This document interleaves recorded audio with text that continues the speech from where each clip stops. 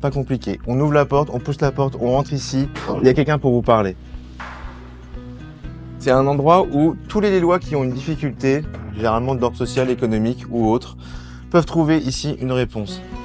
Sachant qu'on s'était mis un objectif double en tête. Le premier, c'était pas de recréer un bâtiment tout neuf. On voulait quelque chose qui existe déjà et on a trouvé cet espace. Et puis l'accessibilité était importante pour nous. Et là, on est quand même porte des Postes. Voilà, on est quand même au cœur des quartiers du Sud qui sont ceux pour lesquels nous travaillons, nous mobilisons le plus.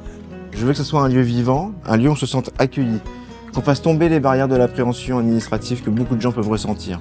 Les gens se sentent en confiance quand ils ouvrent la porte. C'est ce qu'on a voulu faire. En bas, vous aurez des associations qui seront présentes, qui font des permanences. Vous n'arrivez pas à remplir votre dossier administratif. Il y aura ici des permanences d'écrivains publics qui vont faire les dossiers avec vous.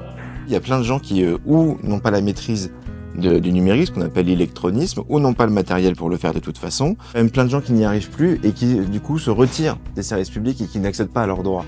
Donc il faut faciliter ça, ne pas remettre en cause la numérisation, mais l'accompagner et aider ceux qui ont du mal à y accéder. Il y a des permanences de la sécurité sociale, il y a des permanences de la CARSAT pour la retraite. On espère aussi avoir des permanences par exemple de la CAF, donc d'avoir d'autres interlocuteurs que la seule ville de Lille qui peuvent aussi apporter des réponses. Et comme ça, on fait avancer le dossier. C'est ce qu'on appelle le diagnostic social à 360 degrés.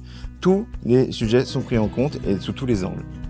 C'est un lieu d'atelier collectif, notamment de parentalité. On peut réunir plusieurs parents ici en même temps pour aborder un sujet de la parentalité, que tout le monde soit à peu près informé de la même manière. On peut donner des informations sur des évolutions, par exemple, d'aide ou de soutien qui viendraient de la CAF, parce qu'elles concernent, là encore, plusieurs personnes en même temps. On sort et on décloisonne un peu l'information sociale. On n'est plus dans un entre-soi de tête-à-tête permanent, ce qui peut être nécessaire évidemment pour la confidentialité, ça on n'y renonce pas, mais on s'offre aussi d'autres manières d'accompagner les gens. Vous voulez savoir quels ateliers auront lieu, quand et où? Poussez la porte. L'ensemble des services ici est totalement gratuit. Nous sommes un service public, un service au public. C'est pas que je défends la gratuité tout le temps, mais dans ces questions sociales où on est en difficulté soi-même, on va pas en plus payer pour être aidé. Évidemment non. Donc c'est gratuit.